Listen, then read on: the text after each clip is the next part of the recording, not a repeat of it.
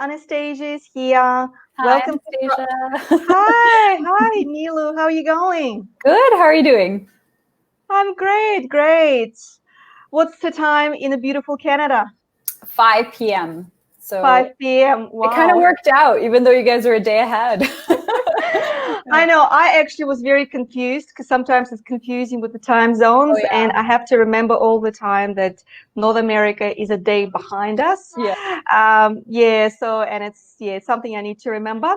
I'm very happy to have you live today because I think a lot of people right now are trying to sort out their diet, and this is a particular subject that a lot of people across the globe are concerned about and thinking about. And I think when I met you recently on Instagram, I was very impressed with the way you presenting those dishes, those meals, and I was very excited. Like, oh, I need to start right now cooking those meals and making them for myself.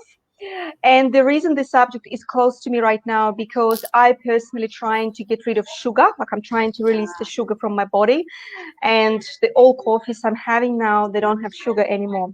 Mm. So, but what I'm more concerned and more interested in you, because first of all, I want to know what's your inspirational story for Get Fit Science? Why did you decide to start this subject? Is it close to your heart? Is something happened in the past that you thought I need to really voice this data, this information to people across the globe? What's your inspiration story? Tell us. Oh, wow. Okay. Well, first off, thanks so much for having me on. I'm really excited. And I was just, I have a really close friend in Australia. So it was really exciting for me to connect with someone all the way there. It's definitely on the list when it's safe to go. But in terms of Get Fit Science, it all started back in 2016.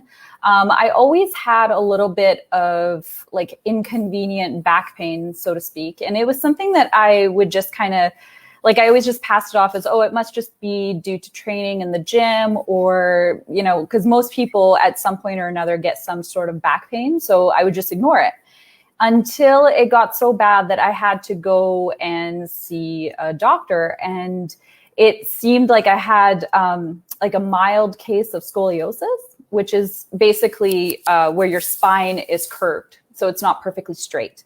I had the same. Yeah. Oh, you did? Okay. Oh, Yeah. wow. We definitely need to chat about that. Yeah.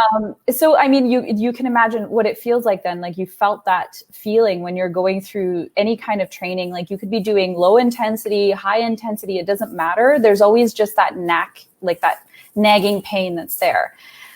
So what ended up happening was I started doing some research to try to see what can I do to make this better. And unfortunately with scoliosis, unless you have some sort of surgery, there really isn't anything that, like, there's no cure, but there are things that you can do to alleviate the pain.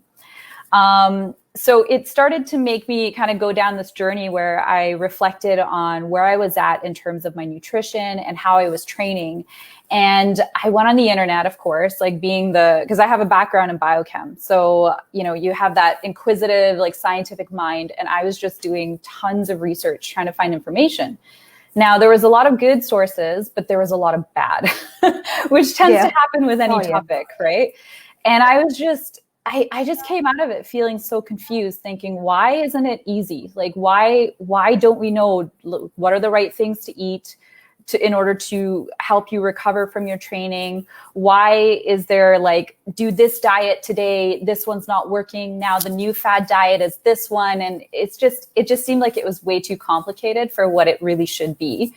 And it made me kind of go back to the basics in terms of, okay, what does science say? Like, why am I taking everybody and their dog's opinion to dictate how I train and how I try to eat for my life, as opposed to going and seeing like, what did they actually do in terms of scientific studies? And of course, that's always evolving. So there are no hard and fast answers that we're going to stick to forever. But what does it say currently?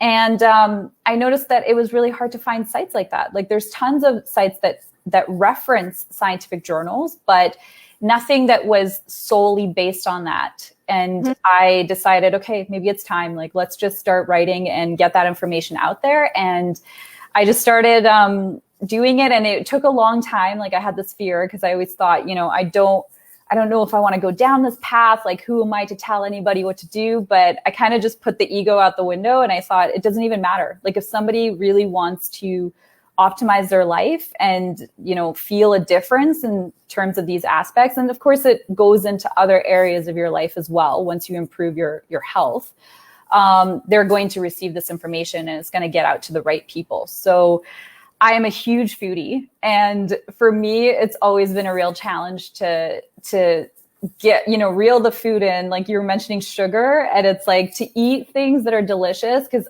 I cannot just go on like brown rice and broccoli all day. So, yeah, exactly. Yeah, It's something that should be a solution to this when you really crave for something sweet, yeah? exactly. But you can't have it. And this is Exactly. something in there that's telling you, look, this is better for you. Exactly. It still satisfies your, what you need, but at the same time, it doesn't damage your body. So this is that balance. Exactly.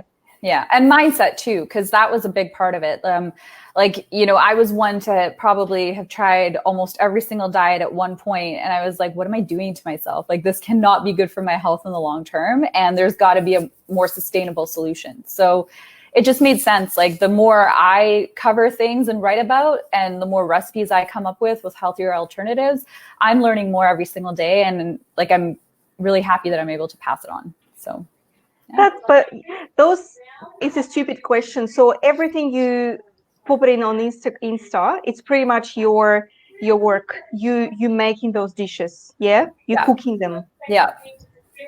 Wow, every single day, right? Like, so Yeah. every single day you're trying to balance, and you're trying to find different solutions, and because those dishes, they're absolutely incredible. But I think what I pretty much notice, and this is probably the subject that is probably the most important thing, that we want to give our body the best we need to give. So which means we need to provide our people, like people across the globe, with a protein. Yeah. Mm-hmm. I think the protein for you as the person who's blogging about it and professional, is actually important subject. Yeah, because you talk a lot about protein, and protein is the key. So without protein, we're like a jelly bean. Yeah, so we can't exist without protein. And there's always contradictions in here, because I know that vegetarians, for example, people who don't eat meat, so they need to get the protein from the other sources. Yeah, so they have to bring it on board. Can you see the screen I just sharing now? I can. Yeah, beautiful. I'm sure everyone else who's watching, a couple of people watching, can see as well. Mm-hmm. So this obviously photography from your beautiful Instagram. So all your recipes here, I can see across, like, with different things you do.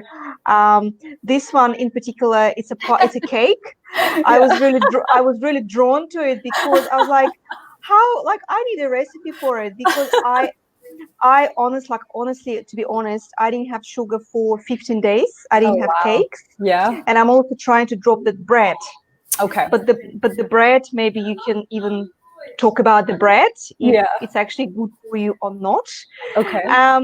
So all those beautiful recipes here are, like, I'm impressed, because I just want to cook straight away all of those.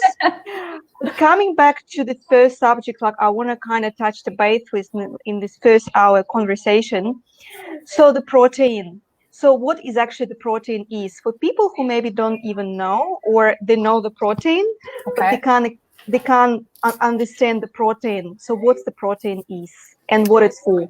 Okay, so protein is one of 3 macronutrients that we take in our food, and food is energy, because a lot of times people are thinking about it in terms of, this is high calorie, this is low calorie, I can't eat this, I can't eat that, and it's like, it all just comes down to energy. And protein is one of those macronutrients. So the other 2 are carbs and fats. And protein is really necessary for a lot of reasons. There are great plant-based sources as well as animal sources. So it's not to say that if your protein is not some sort of animal, that you're not going to be getting adequate protein, but there are some considerations. So protein is made up of amino acids. We have essential ones and non-essential ones. Now, essential amino acids are ones that we cannot make in our body, and we have to go outward to food in order to get what we need into our bodies. And in terms of animal sources, you have all, like, they are considered full amino acid profile, which means that they contain all of the essential amino acids that you need to ingest. Plant-based protein has limitations in some cases, but there are ones that do have a full profile as well. So for instance, soy or quinoa are great options. The ones that don't have a full profile, you just have to mix and match with other plant-based options in order to fill that profile to get the full benefits. Why it's really important is that it's necessary for doing everyday tasks. So as we age, one thing that a lot of people may not realize is that our responsiveness to the protein that we ingest diminishes. So maybe if you've seen like the older people, there are older individuals that maybe they look a little frail, or they have, easily like they'll get hip injuries or they'll break a bone or something like that. And a lot of the times, like studies have shown that it's because they're not ingesting enough protein. So whereas a person that's 20 years old could take in 30 grams of protein in a meal, a person that is in their 60s would probably have to take in a bit more in order to elicit the same response. So that's why it's so important, because they are the building blocks of the hormones that go into that work in your body. They're the building blocks of the muscle, the hair, the skin. For everything to really function well, protein is necessary. So that's why I enforce it so much. Yeah, that's right. Well, look, in terms of the, because obviously everyone is going to be very, very different in terms of the protein intake per day. For example, so it would be like per category, yes, say younger people, say middle-aged like myself, for example, and somebody like older, and then, people after 60, 65, 70, yes, so it will be different categories, and it could be like, say, different protein intake per different category, right? That's how it would work, yeah. And also with the main, if it's ever exists on the planet, and maybe this is something you come up with within your work, what's the number one dish you created that actually contains the most benefit amount of protein? Like, I don't know if it's on Instagram yet, but it's probably in your blog as well. So okay. In Get Fit Official, it's all information, and I'll pop it in under your links as well, leading to your blog as well. Okay. But the thing is, maybe you come up with some sort of a formula that actually satisfies every category in a way, and this is perfect. Is it any dish existing yet? I think that in terms of that, it has more to do with the portions that you take in. So like it could be any type of animal-based protein. And if you have the right, like the adequate amount. So anywhere from 20 to 25 grams per meal. This is for a person that is training. So if you were doing at least 3 times a week of activity of some sort, if you're doing strength training and cardio or something like that, you'll want to have that amount of protein in your meals in order for your muscles to recover well. So it's more of just the amount, the portion, and not so much as like, this is the superfood or this other one works better than this one. So, and in terms of somebody that is plant-based, if they like, people always say like, it's more about the amount of protein that you ingest for a period of 24 hours. So it doesn't necessarily have to be that every meal has to have this right balance, as long as it evens out at the end of the day. But then what you have to be careful of is ensuring that you get enough of that by the end of the day. So doing the proper combining. So if you're doing legumes, like, chickpeas or beans, like mix it with rice so that you can get a complete source, or put like hummus, which is chickpeas, on bread. And then you're going to get that full amino acid profile to get proper muscle recovery. Okay, that's an interesting one. Yeah, so it doesn't have to be every dish, every meal. Yeah, No, it's just a breaks down for the whole day. Yeah, you can just exactly. sort of balance it a bit. So what's the best source of protein? Like I know it's again it's a different, but like is it still meat? Like is it comes from meat, chicken, obviously, for all of the sort of. I'm not talking about people who is not vegetarian, but like Yeah. normal people are just like myself. I eat meat, for example. Uh, is it still meat, the best source? As In terms of best, you mean what do you mean by best? the best, well, it means like, for example, does meat, for example, contains the most amount of that protein, like that texture? Say, for Yeah. example, I need to eat a lot of beans, Hmm. or I need to have one piece of meat and it will Right. be the same measure. So like, yeah, so Yeah. In terms of balancing it out in terms of portions, at this point in time, meat still comes out on top, and it doesn't have to be red meat. So it can be ground turkey, a lean chicken, it can be fish, wild caught shrimp, like any type of animal based protein will still, like, you could have less of it and still get the full amino acid benefits. So one thing that I think in terms of plant-based that people often misunderstand is that everything has all three amino acids, but they have them in different proportions. So for instance, if you're looking at beans, they have a higher carbohydrate content than protein. So you have mhm, to look at that balance in order to mhm. see how much do I really have to eat of this in order to get an adequate amount of protein, but then it might be causing your carbohydrates to shoot up a little too much. And you have to watch the balance there. So yeah, meat is Okay. the easiest solution if we want to go there. Okay, like yeah, it's very because I know for obviously plant-based, as you said, it's a different story, so it has to be all kind of measured as well in a way. Sometimes you've got this interesting because it's interesting thing about measuring, yeah, because we're also busy with our lives, Yeah. and some people they just don't have time, for example, to say, okay, today I've got this, and that. And there's a certain programs on apps, for example, on your mobile phone, when you can put amount of calories but calories, I guess, it's something else, right? It's something different to what we're talking like as a protein. So calories and protein is a different thing, right? Well, the calories in the food that you're eating are comprised of these macronutrients. So I think that, back in the day, I think there was a bigger emphasis on the number of calories that you're taking in. But even though it comes down to energy balance, like let's say somebody wants to have weight loss. So you Mhm, have to obviously eat less than you are burning in order to lose weight. mhm, But the problem with that is that you have to also remember that the quality of those calories matter. So if you are, for instance, like a lot of times people will say, I want to lose 10 pounds. And let's say they lose the 10 pounds and then they look at themselves in the mirror and they're not happy with what they see.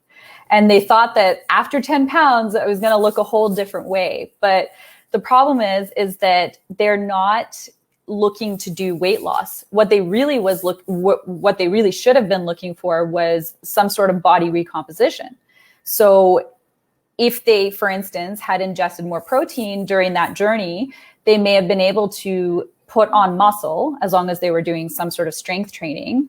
And then their mhm. physique would look a lot different. And maybe the weight would not be the same on the scale, but their physique would actually look better than like to have more muscle because their metabolism will get sped up, as opposed to losing that weight, but then lacking the muscle and the appearance doesn't look as good as they had hoped. Yeah, that's right. Yeah, I think I know what you mean because sometimes you can. It's not about you need to eat, right? We need to eat, and we need to eat healthy, and it has to be certain amount of protein and all components within our body to keep us going. Yeah, we can't just say, yeah, we're skipping the lunch completely, yeah, or we're Totally. skipping the dinner, or Mm-hmm. we're skipping the breakfast, the best meal of the day. And this is something like I personally learning as well because I want to eat healthy as well, and I'm Mm-hmm. sure a lot of people the same in the same boat. It's all about the balance of the components versa what you want to achieve, yeah, and what Exactly. you want to reach. And like with muscles, we want to talk maybe about next time with the muscle building. I think it's a different story, but they kind of aligned still.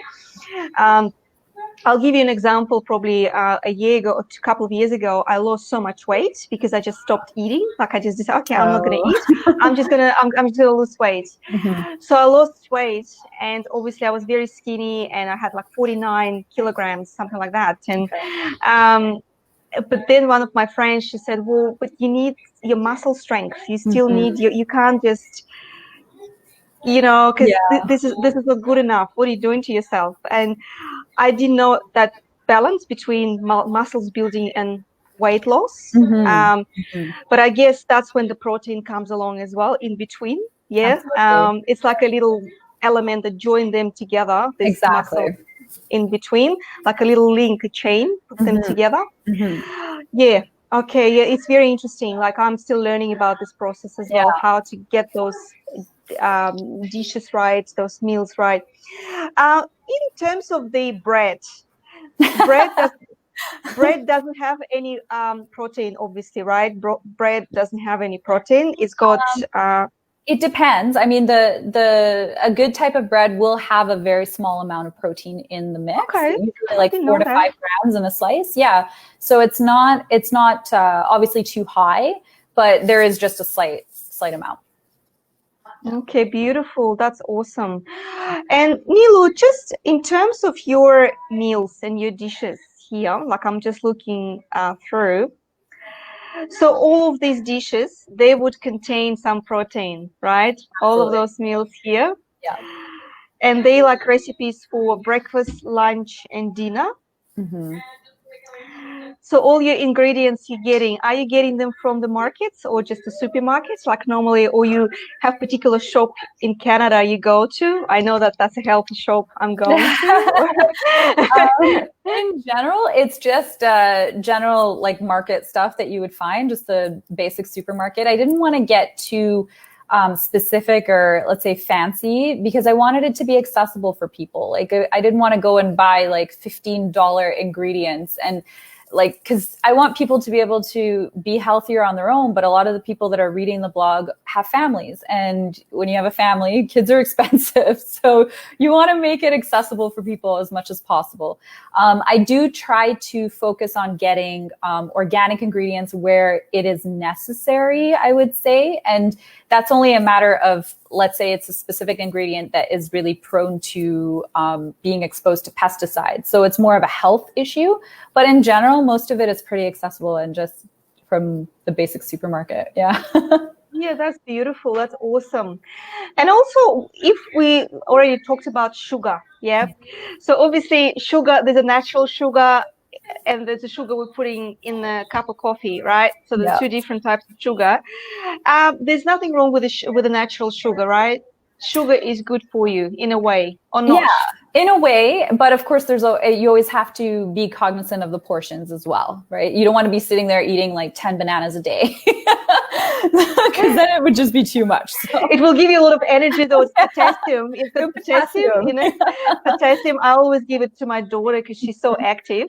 Oh yeah. And she doesn't really like bananas for some reason, and I don't understand what's wrong with us. How come you don't like bananas? Every kid loves bananas. So me and my husband, we're trying to give you banana every single day. Maybe we're not doing that enough. I don't know. Maybe we shouldn't push it. But she doesn't like it, but she eats it because she needs that for her growth perspective and stuff like that. For sure. Like for example, if I'm craving a cake. Like say I want something sweet, so rather than going to the shop and grabbing with some like a donut with the cream and jam and there's not, and again there's nothing wrong with it because sometimes you just want to have it, and I think people love it. Everybody's got different lifestyle, but if I crave sugar, like I want a cake, this particular on the screen recipe. Coffee cake. Do you have this one in your blog as well? Is it accessible? Yeah, you do? all of the recipes that I post on Instagram, I always go in and write the recipes on the blog beforehand in case people they need to go there to see the full details. So it's already listed there. Yeah. Beautiful. So what does this one contains? What ingredients? Because it still have a bit of a sugar, right? Like a little bit, or not really? I think it's drizzled with, I'm trying to remember the recipe off the top of my head, but it's drizzled Mm-hmm. with some maple syrup on top, which is totally fine in right portions. I believe I used monk fruit extract for the sweet component in the dry ingredients for the baking, which is a healthier sweetener. So I'm not really a fan of artificial sweeteners, like, those chlorinated sugar ones. But the monk fruit extract is supposed to be a healthier version, similar to what you would get in stevia. So in those baking dishes, I usually use a small portion of that. Yeah. Okay, that's good. Now, it looks very nice, like and light. It's not too heavy for your stomach, Yeah.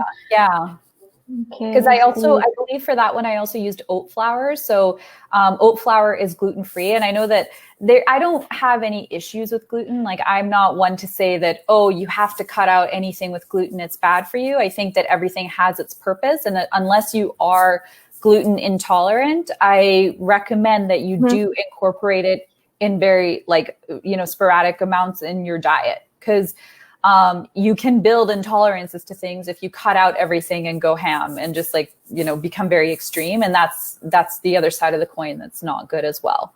But in this case, it's a gluten-free alternative. So it's a little more friendly for people to try out and not feel any kind of maybe like bloating or like bad effects afterwards. Yeah. That's awesome. Yeah, like I probably will try this recipe, because even if you look at the muffins, those are so good. the muffins, don't tell me about it. So like muffins are normally like, oh, muffin, like there's so much sugar in it. Like people always saying, we've got beautiful shop here in Australia called Muffin Break, and it's beautiful shop. They produce beautiful muffins, but the thing is, you can't have a lot of them. That's the problem, and it's alternative to the muffins, with a lot of sugar. So it's still the same taste, right? You would still feel blueberries or strawberries, whatever his ingredient is, but it's a different level of sugar, perception. Yeah. It's one of those things where I find that like, let's say you're going through some sort of I don't like to use the word detox, but let's just say it in this case, because you said that you were trying to cut out sugar and you were on it for 15 days. Do. So I'm sure that when you were going through this process, if you stop and then you ingest something with sugar, you're probably going to be amazed at how sweet it is compared to what you used to feel when you were taking it on a regular basis. Like, it's going to probably shock your body. But once your taste buds, like we can always train our taste buds to like different things. It takes time, right? In terms of these though, like, I've given it to people that are not healthy eaters and they liked it. So I think that's a good sign. Because if they liked it, then it can't be that bad. Well, that's the thing. Like sometimes, sometimes there's a moments when you just want to eat something unhealthy. Yeah. Like you crave for a burger, McDonald's burger or chips, or something like that. Oh yeah. And you've got those moments, right? Oh yeah. Like, I just wanted something today. Like, is it linked to the fact that those ingredients contains sugar that's causing kind of happy endorphins in our brain? Yeah. That's absolutely. Is it linked to that? Like, when we feel a bit stressed or sad, absolutely. Yeah, because you want to get that fix of dopamine come out, and that's one of the ways. Like, that's why a lot of people resort to food when they want to feel better in any kind of situation, because when we have that ice cream or the cookie or the bag of chips, like for me, I'm a huge salty snacker. Oh my God, like a good bag of chips, I'm good. And there's nothing wrong with it. Like, I don't believe in extremism. So sometimes it's okay. Like, if you have a craving for something, go for it, because what people end up doing is they think, oh, that's bad, I'm never going to do that again. And then they'll end up binging, or they'll feel deprived, and they just won't even stick with eating well most of the time, because if you give it enough time, what's going to happen is that you're going to feel so good with eating well that when you do eat badly, if you take it overboard, then you're not going to be happy. Like your body's going to tell you that this no longer feels good. So it's just a matter of getting to that point. It takes time though. Yeah, that's right. And I think it's all about habits as well. Like, for example, if you used to eat certain foods, I'm already getting used to not having, for example, sugar in my coffee. And I find that I'm craving less because particularly sugar in the coffee, and I find it completely fine to drink just a coffee and feel the coffee with no sugar whatsoever. It comes to your habits, like one, you get used to particular eating habits, across.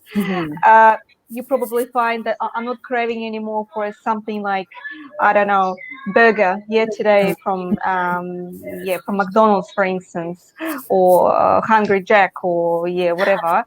But sometimes you still want those things. Sometimes your body's telling you, look, you need a bit of a spin today. You need a bit of a doping, as you said. For sure. to bring you in back to the speed, like you have a busy day and stuff like that, and that's completely fine to do so. It's not a big deal with this one. For example, some people, they, like myself, they have a very small breakfast. Like I had an egg this morning, just a boiled egg.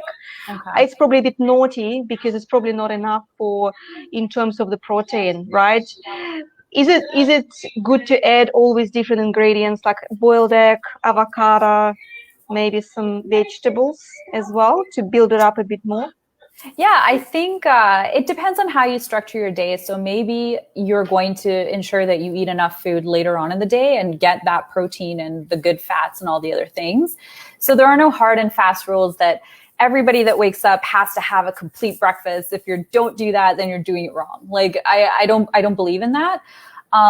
What I do focus on for myself, for instance, is I train 5 to 6 days a week. And that for me is like, that's my happy place. So when I am training, I make sure that what I eat before and what I eat after are very well, like, accounted for. And then the rest of the day, I just kind of fill in the gaps. So I think that it depends on like how a person structures their day. So if if you're getting up in the morning and you're having an egg because that's all you feel like eating, that's fine. Just make sure that you eat enough and you eat like enough fiber, enough protein, enough fats, enough good things, so some carbs if you are going to be exercising, the rest of your day. So it's okay to be flexible. Like it doesn't have to be like a really square, big breakfast every single day. Like it's fine. Yeah, that's right. That's right. But still eliminating the bread. Yeah, the bread is not good for. I know it's a tricky question. It's a last one. But I really want to know because bread. When I was looking at my calories, like sometimes in the phone, those calories program back into the app issue, and like bread, it's like 400, 300 calories for the piece of bread or something like that. What type of bread are you eating? Just a regular one with a bit of grains. Yeah. Okay. But I was thinking, how come it's 300 calories? It's not right? It doesn't sound right. It should be less than that. I mean, I think a typical slice of toast, for instance, I think I was having like a multigrain toast. Usually, right now, since I've been training the last couple of weeks, I've been doing fasted training, not for any particular reason, just because I've been eating later. So when I wake up in the morning, I don't feel hungry. So I feel like, okay, I can do my exercise and then eat after. But before, I was eating a slice of toast with some peanut butter before my training session. And I think it was like 120 calories, I think like 4 grams of fiber, something along those lines. So maybe you're thinking if you're having 2 slices of bread in one sitting, it can add up. But it's not that terrible, and it's not like a scary movie bread situation when you like, well, I can't have 2 pieces of bread or 3 pieces of bread. Yeah, I mean, it's okay. I think I've had it where I've trained before and I've had 2 pieces of bread afterwards. I think it's how you balance it out. So it's what you mix it with. If you're taking that bread and then you're just putting like a sugary jam on top of it and that's your breakfast, then I think that we need to talk. Because then you're kind of missing, like, because what you want to do is you want to have those good carbs, but you want to make sure that you have some protein to slow down the digestion so that your body can take it in and let your muscles repair. If you're just putting in carbs and carbs and carbs and putting fat with it, then it's not going to give you the good benefits. So I think in terms of bread, because it is a processed food, the best thing to focus on is how that, like, where it's coming from. So if you're getting maybe a sprouted bread, it's a better choice than like a refined bleached flour. So look at the source and pick your bread accordingly, and then keep your portions in check. And I don't think there's anything wrong with eating bread as long as you're not gluten intolerant. So yeah. Yeah, that's awesome. That's a good news, you know. All right. Not always lost. All right. And the last question is very funny one. What's better for you, a lemon meringue or tiramisu? Ooh, Bam. I'm definitely tiramisu. I'm a huge coffee fan. Yeah, and if there's a bit of a punch of cognac, you know, perfect. Yeah, perfect for you. But like in terms of your calories measures, your weight loss, whatever you need for your health perspective, if I go for lemon meringue or tiramisu would be better for you rather than lemon meringue, right? In terms of health perspective. So I don't know the exact calorie information for either of those things. I think that if you really want to have that dessert and you're saving it for a special occasion, then go for what you love. And as long as it's not every day and it's not like twice a week, you're fine. Like, enjoy it. Don't worry so much about that part. That's the whole point. So if you can get your eating and like your sugar levels in check on a regular basis, let's say Monday to Saturday, Monday to Friday, then there's nothing wrong with enjoying that dessert, and don't even think about it. Just enjoy it, because the mental aspect is also important in terms of how you digest your food. Because if you're going to be looking at something with guilt and shame and like stress, then that's not going to get digested very well in your body, and it will have different effects than if you just feel good and enjoy what you're eating. So yeah, that's a good point. That's a good one. Sure. All right, look, let's finalize this on this very good big dot, and I think it's it's a good one, because you just sometimes you just don't know, but I know that we are what we're eating. So we are pretty much forming those habits. We creating those beautiful dishes every day, or not beautiful dishes. We eating, sometimes not thinking what we're actually eating. And I think this blog is incredible, because it's actually attracted I definitely looking every day what you do, and every day like something else comes up. Oh, thank you. And I also want to say good job on your blog structure as well. It looks great and clean, like because I jumped in recently and like looked at the content. It's just easy to read. I'm actually currently also upgrading my blog as well, making it cleaner and easier to navigate and stuff like that. Still like a work in the progress. Yeah, for sure. But it was absolutely a pleasure chatting to you. Like, I learned so much, and people who's going to watch today on Anchor, because lots of people working, lots of people not available, they will find a lot of interesting insights on this one. Please feel free to share. I'll put in all your details under the blog, under the post, so whoever's interested, they will be able to jump in and maybe read and see if it's something they can find a lot of benefits out of the blog as well. And I will because I will find some recipes I want to use. Thank you so much. Especially for those couple of pies and couple of cakes. There's more to come, because fall is coming in Vancouver. Yeah, because I need to know how to make it nice and beautiful and delicious with less sugar. Like, this is the key, to success. You know. Sure. Yeah. I got you covered. Yeah, definitely, absolutely. I'll pop it in on Insta on as well our videos, so I'll share it around. And your followers can see the video as well and learn some other insights and see you as well as the founder of Get Fit Science. Great. So thank you so much. Thanks for coming in tonight for you, morning for us. Thanks so much, Anastasia. Yeah, enjoy and stay safe in Canada. Yeah, you as well. Thank you so much. And I hope you. you have an awesome day. Oh, we will definitely. Yeah. It's sunny, so it's nice and sunny today. So, Okay. all right. Have a good day. Thank You you. as well. Thank you. Bye. Bye. Bye.